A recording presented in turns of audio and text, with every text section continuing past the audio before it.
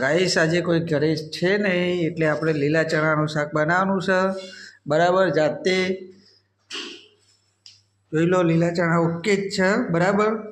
એટલે લીલા ચણા, ડુંગળી, ટોમેટો, આપણે લીલા ચણાનું શાક બનાવીએ, તૈયાર કરીએ, બધું મોરી નાખીએ, પછી આગળનો વિડીયો બતાવો.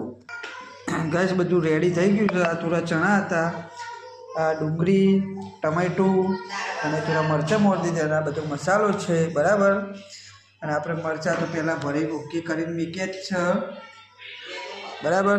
ચડાવી દીધી છે ગેસ ઉપર કઢાઈ ચડાવી દીધી છે. બસ પછી આપણે તેલ વેડી દેવાનું અંદર બરાબર, થોડી માત્રામાં. જોઈ લો, હજુ થોડું વેડી દો, બહુ નહીં વેડવાનું પાછું બરાબર. બસ તેલ આપણે લઈ લઈએ બરાબર. જો રાઈ નાખી દઈએ, થોડી ફૂટો છો અમદી. જોઈ લો, બહુ નહીં નાખવાની હો, થોડુંક જ શાક આપણે એકલા જેટલું બનાવવાનું છે બરાબર. રોટલી તો કમ્પ્લીટ થઈ જ રહી છે. જો મસ્ત ફૂલકા પછી જો હરાઈ ફૂટી રહી છે, બધું તો રેડી જ છે ઓકે.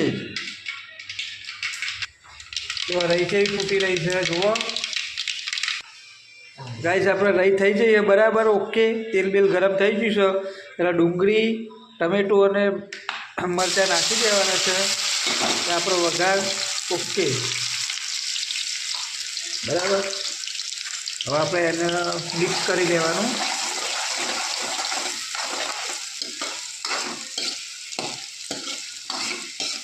જો આવી રીતના મિક્સ કરી લેવાનું. ડુંગળીને થોડી ધીમા સ્લો ગેસ ઉપર તરવા દેવાની, શેકાઈ જાય કમ્પ્લીટ થોડી. પછી એમાં અંદર મસાલો નાખી દેવાનો. રાઈસ ગરમ થઈ ગયું છે, બોલો થોડો કલર બદલાઈ ગયો છે આપણો. એટલે અંદર હવે આપણે મસાલો એડ કરી લઈશું બરાબર.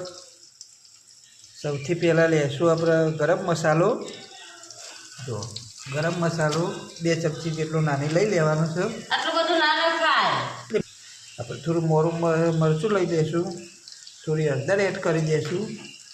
જોઈ લેજો ઓકે.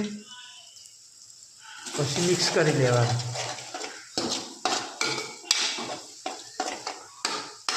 મસાલો થોડો ગરમ મસાલો થોડો વધારે પડી ગયો છે, કારણ કે આપણને ગરમ મસાલાનો થોડો સ્વાદ વધારે ગમે છે. એટલો થોડી વાર થવા દેવાનું બરાબર. પછી અંદર